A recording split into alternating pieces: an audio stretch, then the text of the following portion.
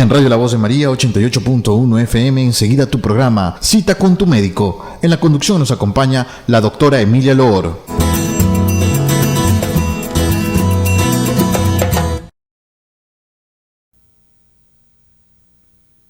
Estimados amigos, sean bienvenidos a su programa semanal en Radio La Voz de María, Cita con tu médico. Siempre es una alegría compartir con ustedes una nueva semana. Tenemos esta semana la lectura del Evangelio de San Lucas, capítulo 7, versículo del 11 al 17. En aquel tiempo se dirigía Jesús a una población llamada Naín, acompañado de sus discípulos y de muchas personas. Al llegar a la entrada de la población, se encontró con que sacaban a enterrar a un muerto, hijo único de una viuda, a la que acompañaba una gran muchedumbre. Cuando el Señor la vio, se compadeció de ella y le dijo: «No llores». Y acercándose al ataúd, lo tocó, y los que lo llevaban se detuvieron. Jesús dijo: «Joven, yo te mando, levántate». Inmediatamente el que había muerto se levantó y comenzó a hablar. Jesús se lo entregó a su madre. Al ver estos, todos se llenaron de temor y comenzaron a glorificar a Dios diciendo: «Un gran profeta ha surgido entre nosotros. Dios ha visitado a su pueblo». La noticia de este hecho se divulgó por toda Judea y por las regiones circunvecinas. Palabra del Señor. Gloria a ti, Señor Jesús. Este es un evangelio que a mí me llega hasta el corazón, porque es un milagro que le hace Jesús a una madre viuda que tenía un único hijo, el cual se le muere. Es un episodio que lo cuenta solo el Evangelio de San Lucas, y ¿cuántas veces vemos esta situación tan terrible? Una madre que va a enterrar a un hijo único, y ya no tiene más familia porque está viuda. Hoy día también vemos esas desgracias. Pero Jesús se compadece del sufrimiento de esta mujer y la alivia de manera extraordinaria con este milagro, porque entendía la situación tan frágil de la mujer que está viuda y que su hijo, que era su única esperanza de sustento, acaba de morir. Queda desamparada totalmente. Por eso la gente se emociona al ver este milagro de Jesús y tienen una reacción de reconocer la gracia de Dios. Hoy día también Jesús sigue aliviando a los que sufren, y también de alguna manera nos ayuda en ese momento de la muerte para pasar de la muerte a la resurrección. Jesús nos ha dejado los sacramentos, y por medio de ellos nosotros estamos en el camino a la salvación. Tenemos pues el bautizo, sabemos, la confirmación en la cual recibimos el Espíritu Santo, la penitencia que nos permite reencontrarnos de nuevo con Cristo gratuitamente y de una manera extraordinariamente generosa. El Evangelio del domingo decía que hay que perdonar 70 veces 7. El cálculo mío es 490, significa como 500 veces. Y yo me pregunto, ¿cuántas veces habrá perdonado el Señor el mismo pecado? 500, por supuesto. Entonces, el sacramento de la confesión o de la penitencia nos permite gratuitamente acercarnos nuevamente a Cristo, ser perdonados y tener la oportunidad de la salvación. Y luego recordemos este sacramento de la unción de los enfermos, tan importante, y a veces al que se le tiene tanto temor, porque es un sacramento que alivia la angustia de la enfermedad, permite la confesión de los pecados y también permite que seamos sanados de todo lo que el cuerpo está sintiendo y lo que lleva el espíritu que necesita ser sanado. Jesús caritativamente sigue visitándonos a través de los sacramentos y todos los días tenemos la oportunidad de ser resucitados de todas esas desgracias que tenemos en nuestras vidas. Esta semana tenemos 2 fiestas bonitas. San Pío de Pietrelcina el 23 de septiembre y la Virgen de la Misericordia el 24 de septiembre. Recordemos a San Pío de Pietrelcina, que es el heredero espiritual de San Francisco de Asís. Es el primer sacerdote que lleva impresa sobre su cuerpo las señales de la crucifixión. También sería conocido como el fraile estigmatizado. El Padre Pío fue dotado de particulares carismas y se empeña con todas sus fuerzas para la salvación de las almas. Los muchos testimonios sobre su santidad llegan hasta nuestros días y también muchos sentimientos de gratitud por su intervención. El Padre Pío nace y se llama Francisco Forgione, nace en Pietrelcina, que es un pequeño pueblito en la provincia de Benevento, el 25 de mayo de 1887. Era una familia muy humilde. Su padre y su madre tenían también otros hijos. Desde muy pequeño experimenta este deseo de consagrarse totalmente a Dios y lo hace un poco diferente de todos sus amigos. Su madre diría que su hijo nunca cometió ninguna falta, no hizo caprichos, siempre obedeció a su padre y a su madre, y cada mañana y cada tarde iba a la iglesia a visitar a Jesús y a la Virgen.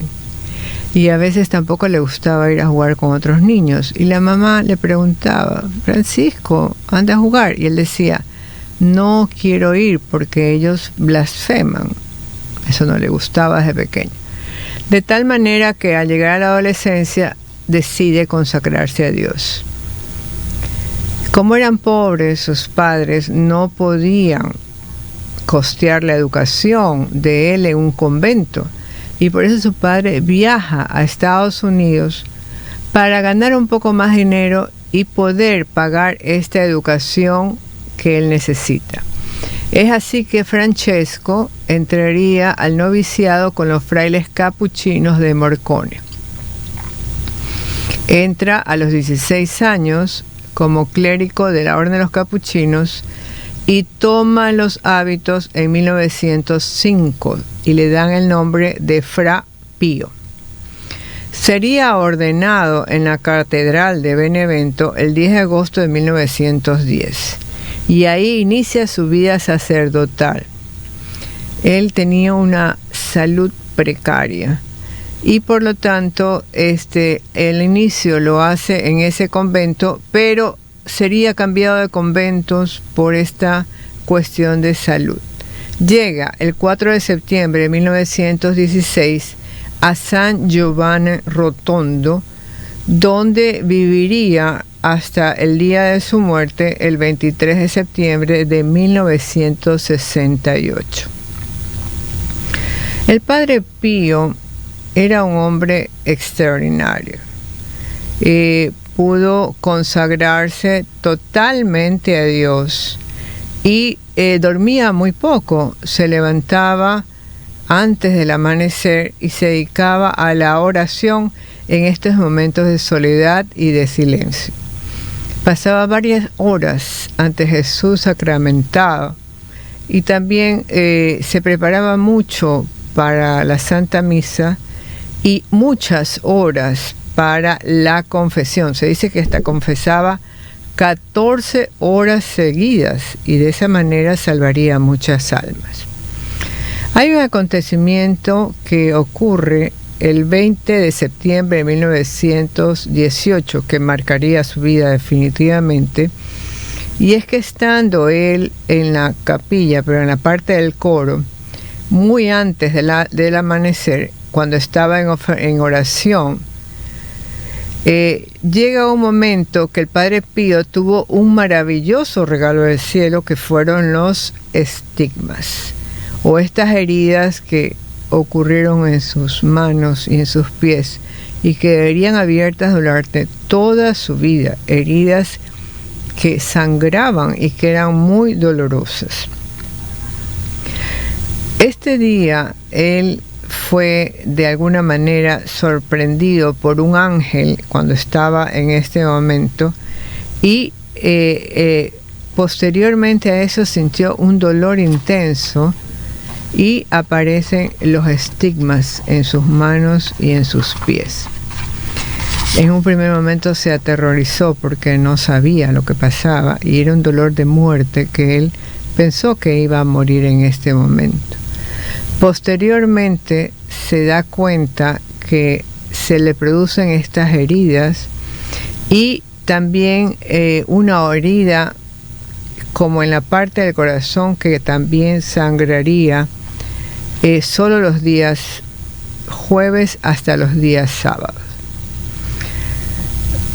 Estos estigmas son los que lo caracterizan y también que lo hacen tan famoso, de tal manera que por estos estigmas no solo sufriría en el cuerpo, sino en el espíritu, porque sería también un poco condenado por una parte de los que era la iglesia que no entendía lo que pasaba con él. Sin embargo, tuvo una gran humildad, aceptó su sufrimiento y mucho sacrificio para poder dedicarse a hacer esto que Dios le pedía, que era sanaciones del cuerpo y del espíritu. Tenía los dones de la bilocación, la clarividencia, y podía incluso acompañar a las personas en el último momento antes de la muerte. El Padre Pío sería pues conocido por algunos papas, también por Pablo VI, que conociéndole le levanta este castigo que le habían dado en que no podía confesar y podía solo hacer la misa en privado, porque Pablo VI conocía de la santidad del Padre Pío. Recordemos que también conoce a Juan Pablo II y que el Padre Pío y Juan Pablo II tuvieron una conexión especial. Padre Juan Pablo II, antes de ser papa, siendo cardenal, le pide que interceda por una amiga suya que tenía cáncer, y a los días la señora, que estaba muy grave, se cura. Y entonces el Papa, que todavía era cardenal, le dice: Padre, su oración ha sido escuchada y ya ella está curada. Juan Pablo II, que lo conocía tantísimo, sería el que también sería beatificado por Juan Pablo el 16 de junio del 2022, es canonizado en Roma en el año 2002 y Juan Pablo muere en el 2005. Tenemos también hoy día, o el día 24, la fiesta de la Virgen de la Merced, o Virgen de la Misericordia, que es una advocación muy antigua, probablemente del siglo XIII. Está relacionada con la aparición de la Virgen a San Pedro Nolasco, que lo anima a liberar a los cristianos que estaban esclavos. Hay que recordar que en ese tiempo los moros saqueaban las costas de Europa y se llevaban de esclavos a los cristianos a África. En situaciones terribles de esclavitud y de cárcel en estas mazmorras, muchas personas, al vivir esa terrible situación, pues perdían la fe porque pensaban que Dios los había abandonado. Pero la Virgen le pide a Pedro Nolasco que se dedique a esta labor de misericordia, de salvar estas almas y físicamente salvarlos de la esclavitud, de tal manera que tenía que conseguir dinero para liberar a estos cautivos. No solo él se dedica a conseguir dinero, sino por lo que le pide la Virgen, sino que además organiza grupos que le ayuden a negociar estas redenciones. Pide limosnas. Y dice también que cuando ya se acabó todo el dinero y todas las donaciones, él mismo se pone como cambio para los que estaban presos. Le dice esa Nolasco a la Virgen María: oh Virgen María, Madre de Gracia, Madre de Misericordia, ¿quién podrá creer lo que tú me mandas? Porque le pedía que rescatara a los cautivos. Y María le dice: no dudes en nada, porque es voluntad de Dios que se funde una orden de este tipo en honor mío. Y será una orden cuyos hermanos y profesos, a imitación de mi Hijo Jesucristo, estarán puestos para ruina y redención de muchos en Israel, es decir, los cristianos, y serán signo de contradicción para muchos.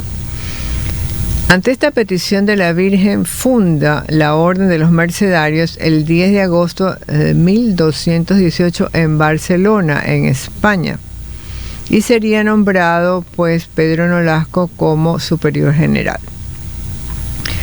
Los que integran esta orden tienen los votos de pobreza, castidad y obediencia, que todos tienen, pero tienen un cuarto voto en el cual se comprometen a dedicar toda su vida a liberar esclavos, y que se quedarían en lugar de un cautivo si éste estuviera en peligro de perder la fe cuando el dinero no alcanzara para su liberación. En 1696, el Papa Inocencio XIII fija este día 24 de septiembre como la fiesta de la Virgen de la Merced en toda la Iglesia. Cuando se descubre América, también llegan los mercedarios con los españoles que vienen a América, y de esa manera es una de las primeras que llegan a América, sobre todo en Centroamérica, y luego se irían bajando por Colombia, Ecuador, Perú, Argentina, hasta que van a establecerse por toda América. Por eso la devoción a la Virgen de la Merced está en toda América, sin ninguna duda. Bien, amigos, vamos a hacer una pausa antes de iniciar la segunda parte de este programa. Los espero.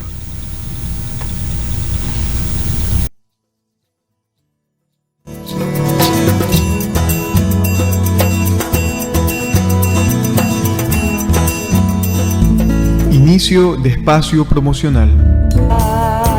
La voz de María, la voz de María, tu saludo me trae alegría. La voz de María, la voz de María, visita nuestro hogar, noche y día. La voz de María,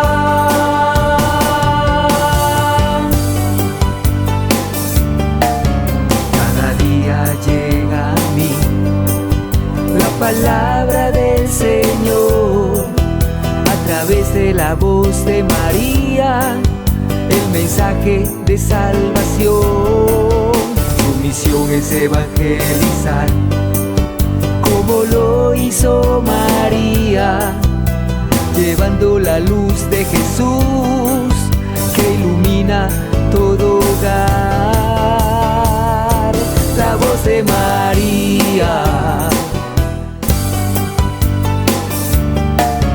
cada día llega a mí la palabra del Señor. Ahora puedes realizar tu aportación desde la comodidad de tu hogar, con tu tarjeta de débito o crédito, ingresando a la página de la revista Salve Regina, www.revistasalveregina.com.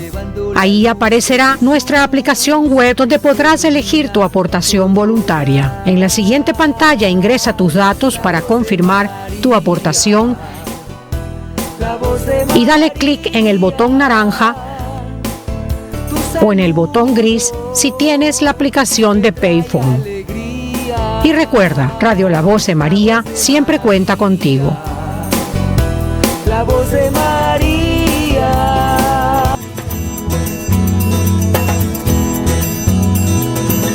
Gracias por esperarme.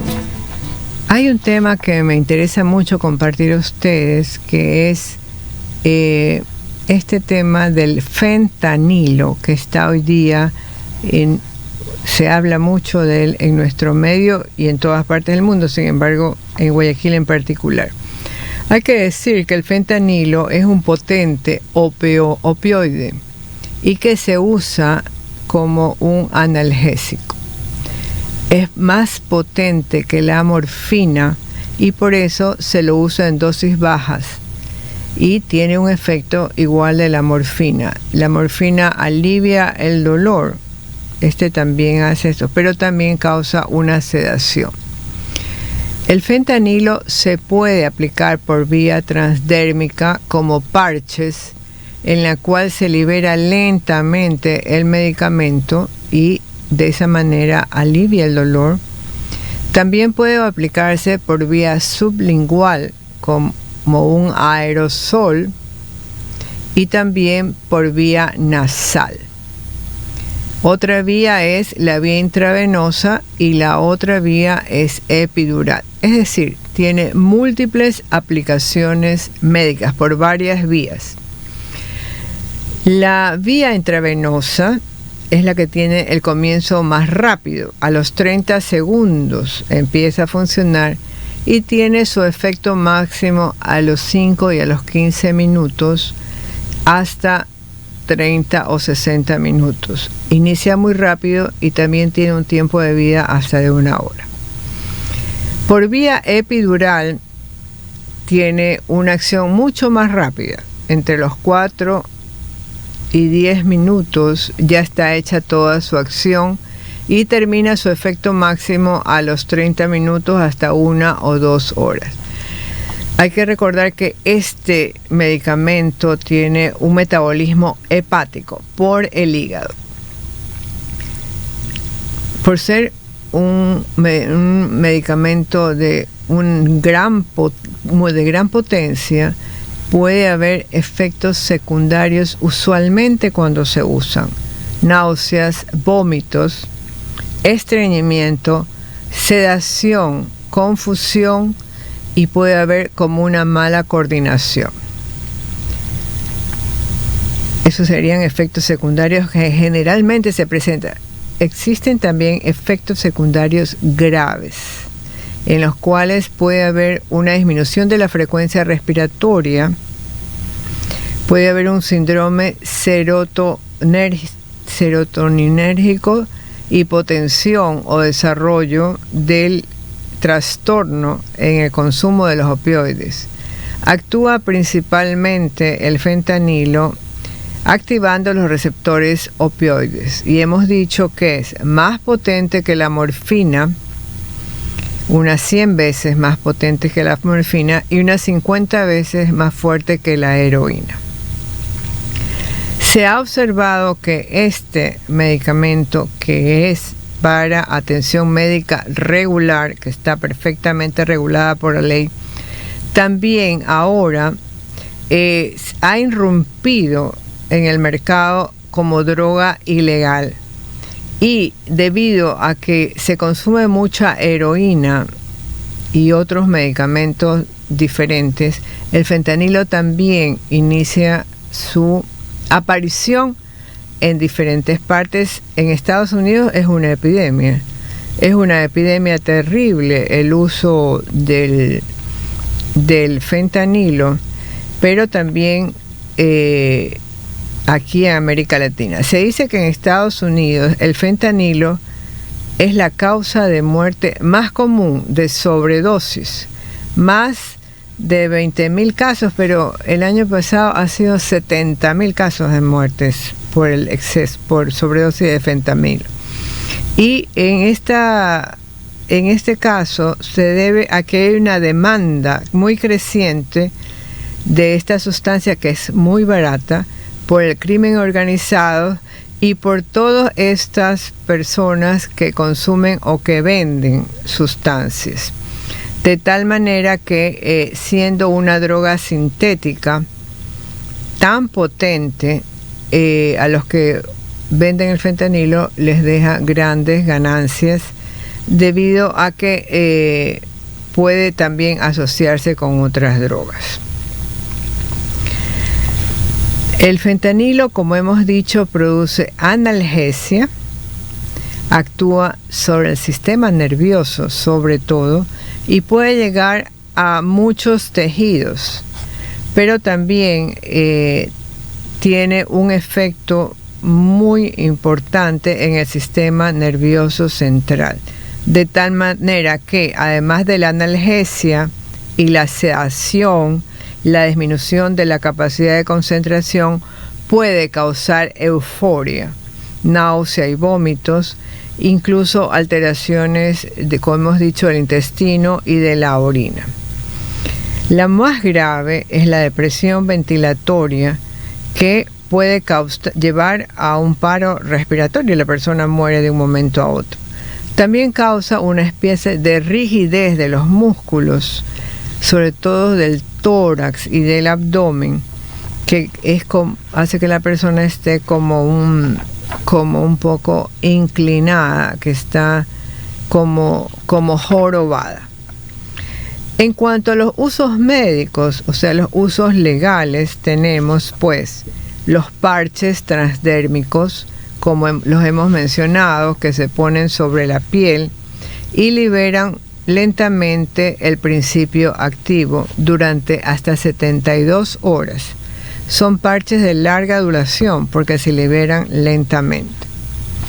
Y este efecto analgésico a través de la piel entra por la piel y se distribuye por todo el organismo. Se usa sobre todo para las personas que tienen dolor crónico y que no responden a los tratamientos habituales de otros analgésicos. También existen los comprimidos sublinguales, que tienen gran poder analgésico, utilizado mucho en las personas con problemas de cáncer, porque tienen épocas de un dolor agudo y este es un buen analgésico. Hay comprimidos en los cuales también puede como ponerse en la boca y chupar, y se utiliza también para estos dolores agudos que son de un momento a otro. Y una solución nasal que se lo hace por una pulverización nasal y completa el efecto analgésico o los refuerzas de otros analgésicos. Todos estos son usados más que nada en los pacientes que tienen cánceres terminales muy dolorosos, o quienes tienen dolores crónicos que no se pueden de otra manera controlar. Pero lo que a nosotros nos trae hoy día es este uso ilegal de la droga del fentanilo. Los efectos del fentanilo usado de esta manera, en que en realidad nunca sabe el que compra qué dosis tiene de fentanilo, es sumamente riesgosa. Y además es muy riesgosa porque genera enseguida una gran dependencia. El fentanilo genera gran dependencia. Entonces, una vez que se lo prueba, la persona ya empieza a tener una dependencia. Y como hemos dicho que el efecto es rápido, al no dejarlo de consumir, se produce el síndrome de abstinencia. Por lo tanto, hay que consumirlo frecuentemente y cada vez en mayores cantidades. Por eso es que es frecuente ver a quienes consumen el fentanilo de esta manera, esta sensación de somnolencia, y luego puede incluso aparecer una depresión del sistema nervioso central. Hay una falta de apetito, sequedad de la boca, e incluso puede la persona no poder hablar bien, tener una disartria, tener alucinaciones, temblores, trastornos del habla, y luego los efectos sobre el sistema nervioso central y el corazón, que son la alteración de la presión arterial y la frecuencia respiratoria. El ritmo del corazón puede enlentecerse, llegar a una bradicardia, y también en algunos casos puede haber lo que se llaman los delirios. La persona tiene delirios, presentar un síndrome anafiláctico, depresión, ansiedad y, como hemos dicho, convulsiones, que pueden llevar directamente a la muerte. El fentanilo, en el caso de gran intoxicación, es muy peligroso porque sencillamente puede causar la muerte en un momento, ya que su absorción es muy rápida. En los casos de muerte en Estados Unidos asociados al uso de fentanilos y sus derivados es una epidemia, como hemos dicho, porque existen estos laboratorios clandestinos y su distribución está en todos los sitios donde se distribuye drogas. Hay que decir que una característica de estos pacientes es que la pupila la tienen puntiforme y que este efecto sobre la rigidez muscular se ve como que hay un tórax encogido, sobre todo porque ocurre en el tórax, en la espalda, en el cuello y en las extremidades. La sobredosis de fentanilo puede revertirse con el uso de naloxona, que es un antagonista. Sin embargo, no es tan fácil conseguir naloxona para poder sacarlos de la crisis que presenta. El fentanilo se vuelve pues realmente ahora una verdadera epidemia entre los consumidores y una epidemia de salud para los estados, porque es muy difícil tener un control sobre esta sustancia.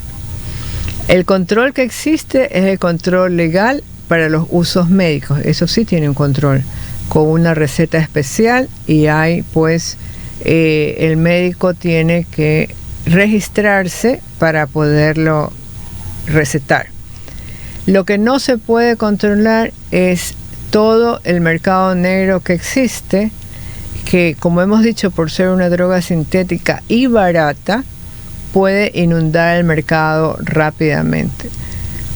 El consumidor, al ser consumidor, no tiene conciencia de la gravedad de muerte que lleva el consumo, porque la dependencia es tal y la necesidad es terrible que consume muchas veces al día, cada vez mayores cantidades, hasta que llega un momento que llega a un nivel tóxico que puede causar una muerte súbita.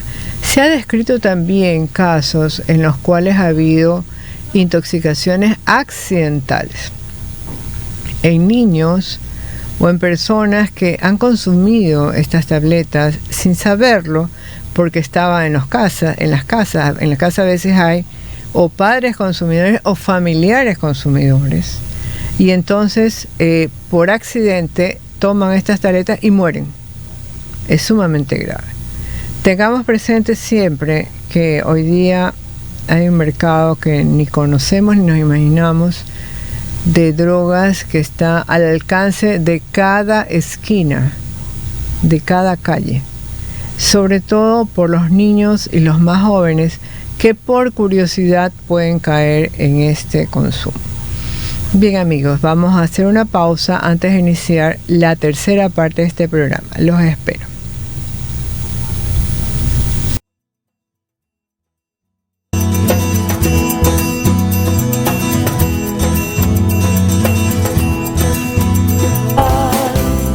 Visita nuestro hogar, noche y día. La voz de María.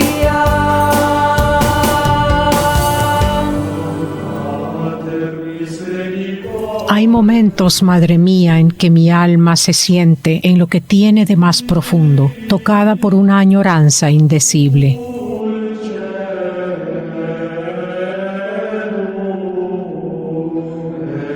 Dadme, oh Madre, un corazón arrepentido y humillado, y haced brillar nuevamente ante mis ojos aquello que por el esplendor de vuestra gracia yo había comenzado a amar tanto y tanto.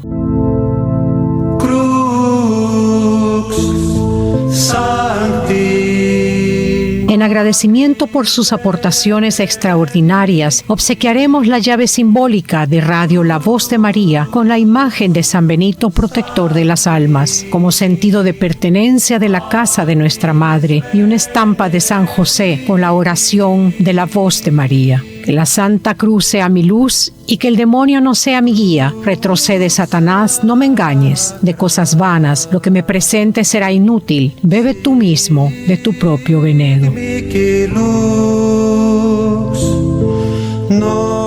Estamos ubicados en la Ciudadela Bolivariana, calle Andrés Bello, avenida Libertador, Manzana A, Villa 9, y en la isla Corazón de Jesús del Centro Comercial Albán Borja. Para mayor información, comunícate al 259-8860 o al 259-8870. Los esperamos.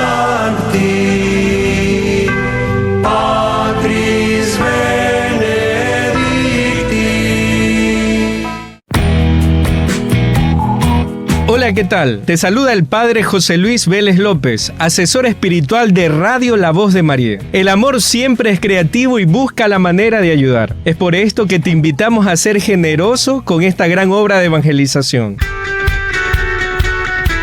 haciendo tu aporte a la cuenta de ahorros del Banco Pichincha o en las agencias de Pichincha Mi Vecino, al número 2204-829-569. A nombre de Ramorza, recuerda, Dios ha hecho mucho en tu vida y ahora te toca a ti hacer lo mismo. Con tu ofrenda, ayudas a que sigamos adelante. Soy el Padre Tomás Guerrero. Tu donación puedes hacerla en las siguientes cuentas: Produbanco y/o Servipagos. Cuenta corriente a nombre de Ramorza, número 1049161000. Gracias, porque con tu ayuda seguimos evangelizando a través de la Voz de María.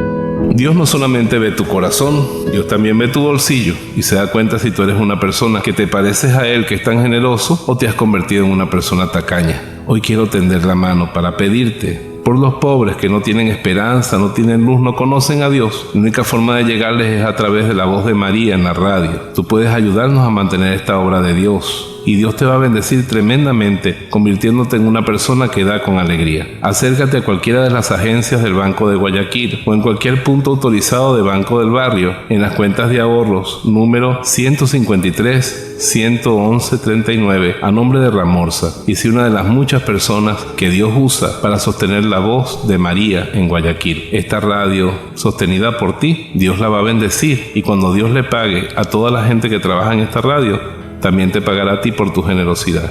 Cuento contigo. Soy Monseñor Roberto Cipos de Venezuela y te bendigo en el nombre del Padre, del Hijo y del Espíritu Santo. Amén. Que seas un dador alegre.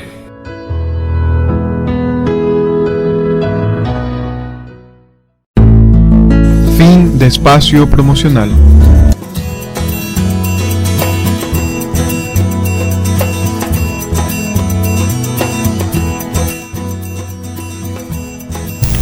Gracias por esperarme. Y en este tema, en esta parte del programa, estaría el tema del rendimiento académico de los chicos en relación con el contexto familiar. Quisiera hacer una introducción sobre los desafíos que tiene la educación en el Ecuador. El sector de la educación tiene una trascendencia en el desarrollo económico y social de un país. Eso lo sabemos y es evidente. En tal sentido que el generar información precisa, oportuna y completa es una herramienta fundamental para tomar las decisiones en la política que está orientada a la educación. La educación en el Ecuador tiene varios problemas. Falta de infraestructura, docentes, hay falta de docentes y también la preparación de los docentes, un sistema que está muy centralizado, bajo sueldo de los profesores y otras cosas que generan que la educación no llegue a todos los niveles. Se dice que en el Ecuador hay un analfabetismo del 7%. Y también sabemos que en la medida que una persona tenga una mejor educación, tendrá mejores oportunidades de empleo y de salarios mejores a lo largo de su vida. Pero los problemas académicos de los estudiantes es una suma de varios factores, como hemos dicho, que exista bajo recurso en el hogar para poder pagar el estudio, los padres también con poca educación, profesores que no están bien capacitados, con bajos salarios, profesores que tienen que trabajar en varios sitios para completar un trabajo digno. Y entonces la tendencia muchas veces es que el chico que no es rápido para aprender se quede relegado y en el tiempo sencillamente deje de estudiar. Por eso la familia es un pilar fundamental en la educación de los hijos, porque recordemos que la familia es un grupo social que está constituido por varios miembros y en la mayoría de los casos viven en el mismo lugar. Están además vinculados por lazos tanto de sangre como de afinidad y legales. La familia es responsable de guiar y de proteger a sus miembros a lo largo de la vida.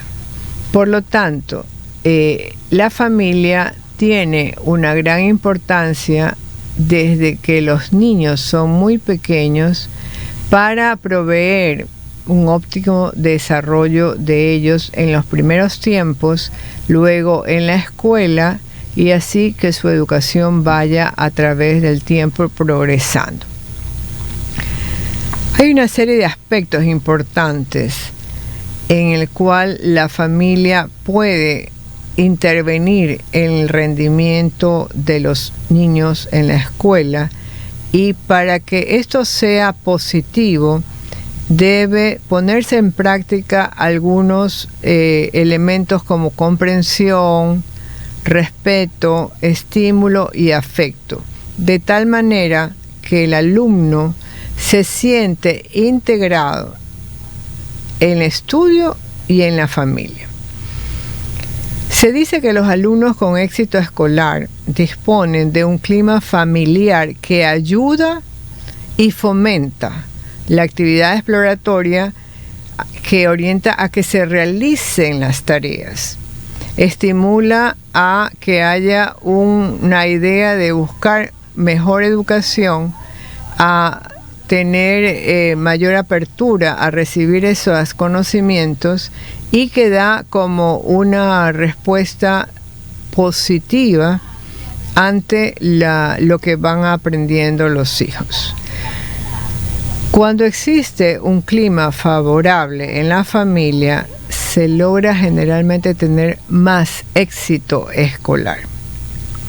Por ejemplo, si los padres o los familiares están pendientes de las tareas, están pendientes de los trabajos que tienen que realizar, también están pendientes de tener contacto con los profesores, van a hacerle a que el chico pueda avanzar mejor en su educación, porque si tiene alguna dificultad enseguida se van a enterar y pueden colaborar. Sin embargo, cuando este ambiente familiar no es favorable, el niño o la niña o el joven que está estudiando se siente inseguro, intranquilo y sencillamente se olvida que tiene que seguir estudiando.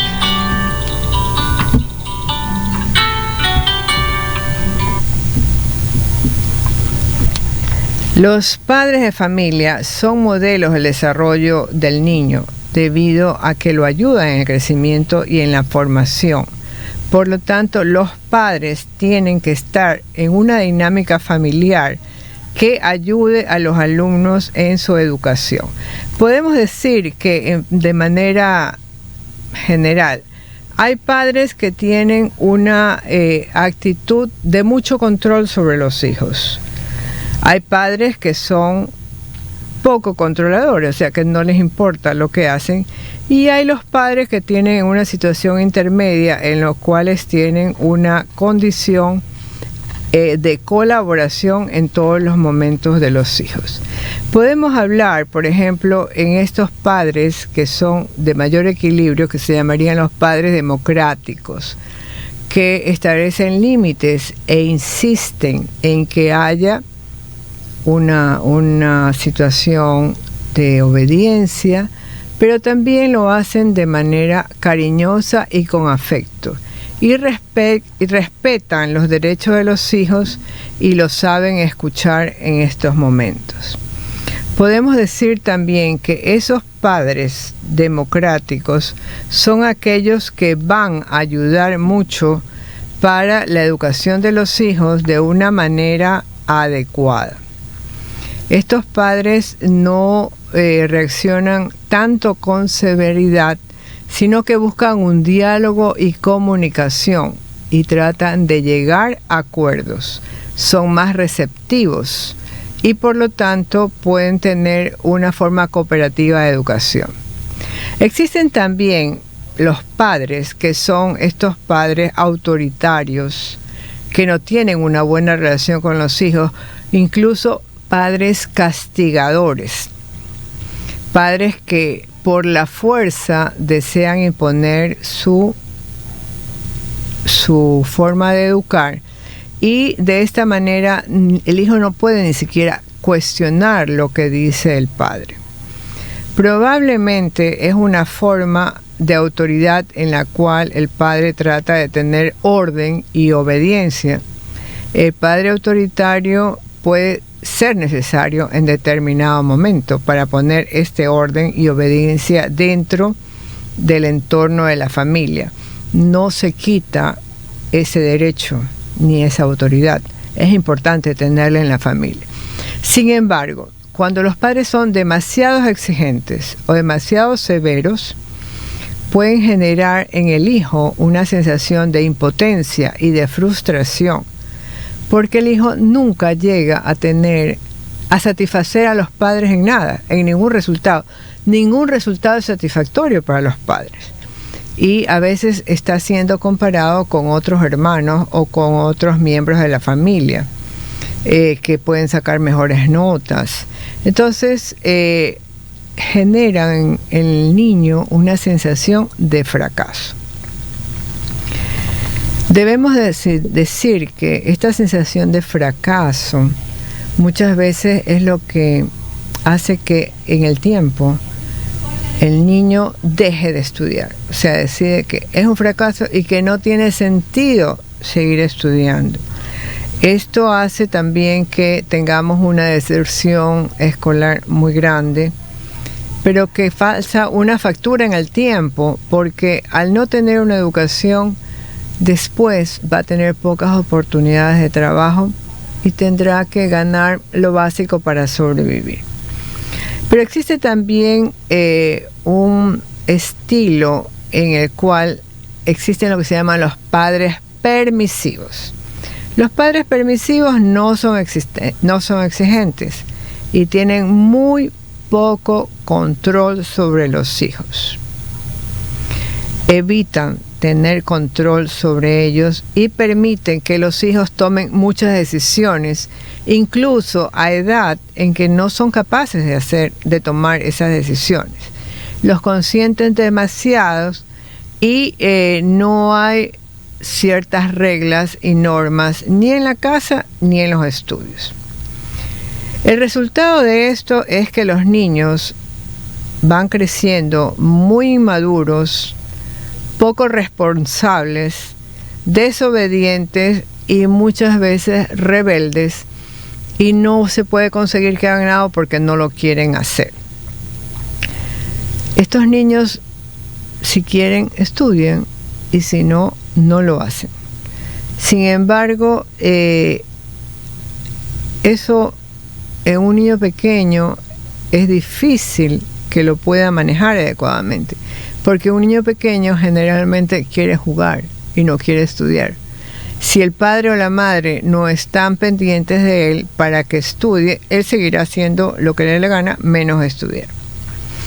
Entonces, esta conducta de permisividad pueden hacer que sencillamente el comportamiento del alumno no sea adecuado, no se esfuerce por hacer sus tareas, y también en muchos casos son niños que entran fácilmente con grupos o bandas en que tienen un comportamiento delincuencial, porque sencillamente son niños problemáticos. El estilo permisivo de los padres genera alumnos impulsivos, desobedientes, rebeldes, muy exigentes, y que ya los padres no pueden tener mucho poder sobre los hijos, de tal manera que en el tiempo van a tener un mal control de su educación. La idea es que los padres podamos buscar una posición que sea la más adecuada para la educación de los niños, porque hoy día también debemos decir que la educación hace el salto a la informática, y no todos los padres podemos acompañar en ese salto. Entonces debemos ir aprendiendo también junto con ellos, no temer al futuro, a lo que es la parte de la computación, de las redes, sino que regular de alguna manera el acceso de los jóvenes y de los niños a esta nueva información. Debido a que es una información enorme la que está en las redes y en todas las plataformas, no es posible siempre controlar lo que los hijos ven. Lo que los hijos ven pueden ser realmente altamente dañinos, porque los lleva a situaciones que ellos normalmente nunca vivirían o no les tocaría vivir. Cuestiones de sexualidad que vienen desde muy pequeños, estas imágenes que no las necesitarían, imágenes de violencia o de otras prácticas que normalmente nunca vivirían ellos, pero que es frecuente que se encuentre en las redes. Por eso la educación es un desafío para los padres, es un desafío también para los estados, cómo lograr consensuar todas las partes y hacer que los niños y los jóvenes sigan interesados en aprender y en capacitarse para el futuro en carreras que sean de utilidad. Cuando hablamos de los problemas en la universidad, existen. Sin embargo, los problemas empezaron antes, empezaron en las etapas de la educación secundaria y de la educación primaria.